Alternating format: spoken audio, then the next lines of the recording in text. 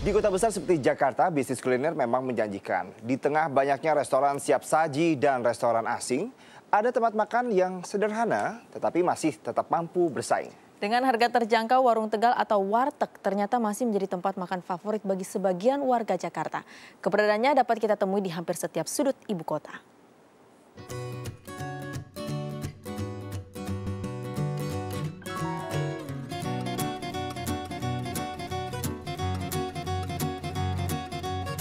Makanan merupakan salah satu kebutuhan utama yang harus dipenuhi setiap harinya.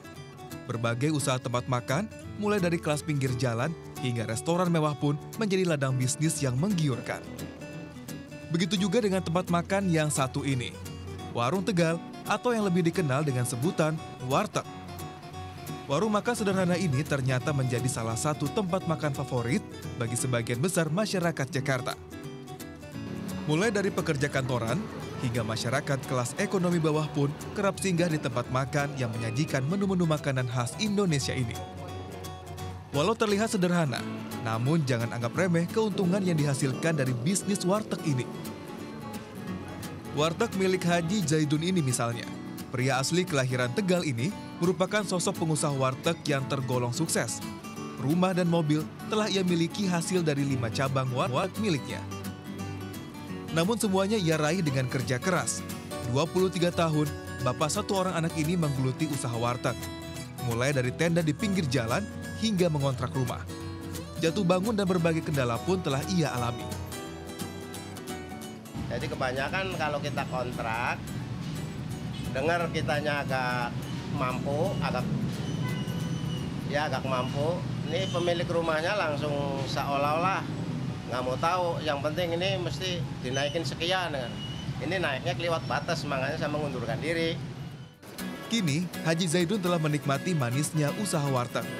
Bahkan kini, ia juga membuka warung mie yang kini dikelola oleh anaknya di dekat rumah 3 lantai miliknya di kawasan Jalan Dewi Sartika, Jakarta Timur. Letaknya yang strategis di pinggir jalan dan dekat dengan perkantoran, ditambah dengan harga yang murah sampai rasa yang sudah melekat di lidah pengunjung, membuat wartegnya tidak pernah sepi oleh pelanggan. Mulai dari yang sekedar mampir sampai pelanggan setia yang sudah bertahun-tahun makan di tempat ini. Kurang lebih saya udah sekitar 5 tahun atau 6 tahun makan di sini ya, mungkin karena mungkin harganya masih terjangkau dan rasanya juga lumayan lah.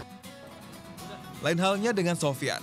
Bermodal kebiasaannya dalam memasak, bapak 2 orang anak ini datang ke Jakarta dan mencoba bertahan mengelola warteg miliknya di tengah kerasnya bisnis makanan di Jakarta. Pengusaha warteg kecil-kecilan ini masih mengalami pasang surut dalam berjualan. Warteg yang baru dibuka selama 1 tahun ini masih belum mendapatkan banyak pelanggan. Warteg yang hanya dikelola dengan istrinya ini bahkan masih sulit dalam mencukupi kehidupan sehari-hari. Buat nyari pelanggan masih susah, udah gitu kontrakannya ya agak mahalan. Terus buat nutup sehari-hari masih susah. Suka duka adalah hal yang jamak dialami para pengusaha warteg di Jakarta. Namun satu hal yang pasti, keberadaan warteg yang ada di hampir setiap sudut kota Jakarta ini juga membuka banyak lapangan pekerjaan bagi warga Tegal yang ada di kampung dengan cara bergiliran.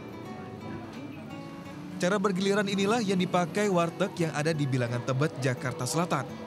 Warteg yang dimiliki oleh 2 keluarga ini setiap 4 bulan sekali dikelola bergantian oleh pegawai dan keluarga yang berbeda.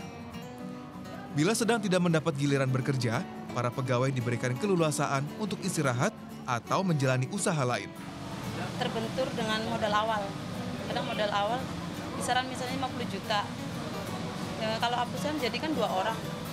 Berarti modal bisa dibagi 2, gitu aja. Terus ada waktu untuk istirahat, misalnya apusan 4 bulan. Jadi 4 bulan itu juga bisa untuk istirahat gitu. Mau bekerja di warteg. Jadi itu menjadi kendala sekarang ini sehingga banyak warteg yang sulit untuk mendapatkan pegawai-pegawai yang ada.